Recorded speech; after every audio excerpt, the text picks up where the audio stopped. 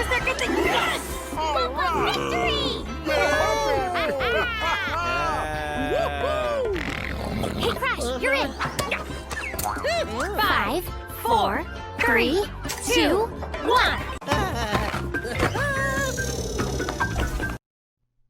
Crash Bandicoot 4. It's about time they followed up with one of the most beloved series in PlayStation's history. Crash 4 sees the return of all of our favorite characters such as Coco, Tawna, Neocortex, and of course, the wacky Bandicoot himself, Crash. Now this will be his biggest adventure yet, and he's gonna need a lot of help. Fans of the series to get to play not only as Crash and Coco, but control Dingodile, Tawna, and Neocortex himself. So there's more levels, characters, achievements, humor, and of course, more Bandicoot power. Ha! Give him hell! Now, the story of Crash 4 is set after the events of Crash 3 Warped. The game's story starts with Dr. Cortex breaking free from the prison Uka Uka and N Trophy and himself were trapped in at the end of Crash 3. Now, as a result, he tears a hole in reality, space, and time. Is he dead? Leave him. He served his purpose. Crash Bandicoot and his sister Coco will be aided by their former enemy, Dingodile, and an alternate dimension counterpart of Crash's old girlfriend, Tawna. And they attempt to prevent Dr. Neocortex and Dr. Nefarious Trophy. I don't even know if I'm pronouncing his name right, to be honest, but we're gonna go with Trophy, from gathering the almighty quantum mask in their pursuit to enslave the multiverse. So, as the player advances through the story, Crash and Neocortex eventually find a common enemy, thus uniting to topple N Trophy. So all of you who haven't followed the tale of Crash, the player may be overwhelmed with the number of characters, and understandably so, there's a lot of history. But with everything taken into account, it is a strong story. Crash 4 is just as, if not more, difficult than its predecessor. The challenge of each level can be frustrating to no end. I know people personally who deliberately avoided this game due to the reputation of the difficulty in the series. Now, when attempting to collect all boxes and find gems, rehashing the same level over and over again gives me the impression the developers made the level troublesome purely for their enjoyment, almost to be assholes. Some boxes and gems were hidden in areas where I easily overlooked. Some could say it's my fault or whatever. Honestly, I still want to go with the developers were being assholes. There's replayability, alright. There are some levels that are so challenging.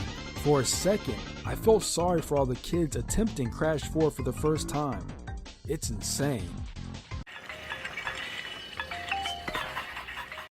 Graphics are what you'd expect from a game such as Crash Bandicoot. Very cartoony, no glitches or hiccups that I came across while playing. And being a PS4 title, of course, it's a step up from its predecessor consoles, so it gets 2 thumbs up from me.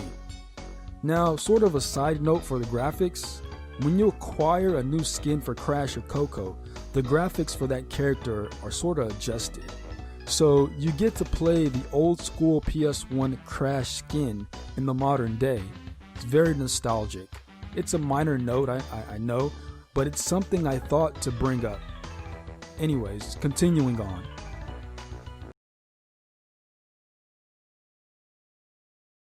The world map from Crash 1 makes a return with a new look. You can switch between Crash and his sister Coco Bandicoot, and periodically play as Dingodile, Tawna, or Neocortex. There are 10 worlds, each emphasizing a specific theme. For example, one world is prehistoric, another futuristic. There's even a cartoony world, which is probably my favorite, reminding me of Who Framed Roger Rabbit. As the player, you get to move Crash around like a piece on a Monopoly board to progress each stage. Platforming returns with more characters and a higher difficulty. Controlling Crash, you do the old familiar run, jump, spin, crawl, and ground pound. essentially much of the same as previous games in the series. You break boxes, attack enemies, and squeeze out a win of major boss fights. Apart from the previous titles, one thing I noticed about Crash 4, or I should say a couple things, is that the devs implemented a drop shadow when a character jumps, which I'm really thankful for, and also a sliding dash to reach those not so easy boxes. In previous titles, when Crash was airborne, the player had a difficult time judging a landing point, praying they landed on the right box.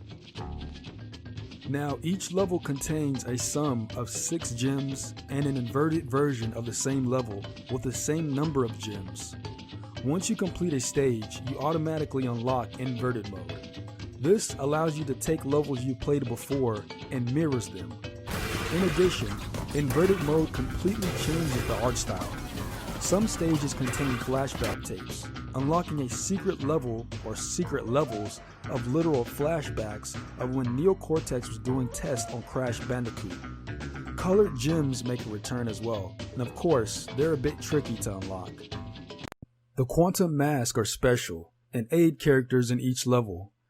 Each mask is rescued during the story and offers their powers to the Bandicoots.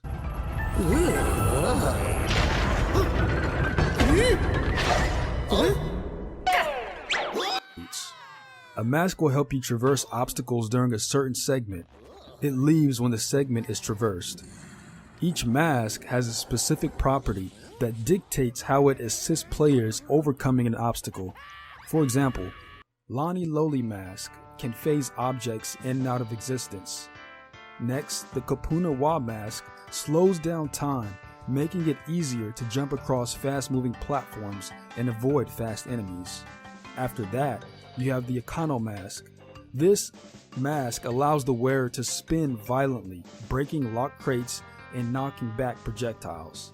Then lastly, the Ika Ika Mask, I don't know if I'm pronouncing that right, can flip the direction of gravity as long as the player is standing on the floor or under.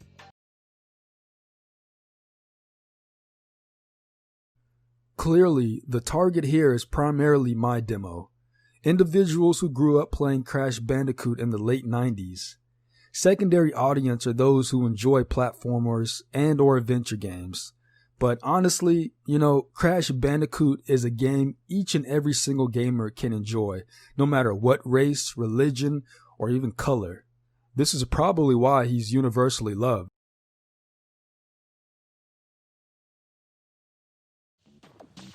Now, as mentioned earlier, there were no major game-breaking bugs.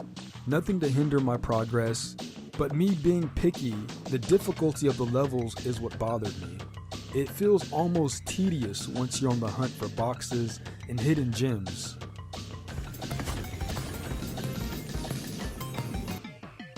According to comicbook.com, it should take players roughly 8 hours to complete Crash 4.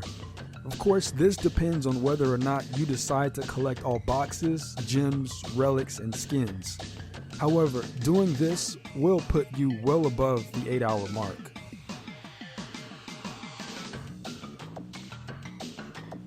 At $59.99, I'm willing to pay this for a cherished character from my childhood.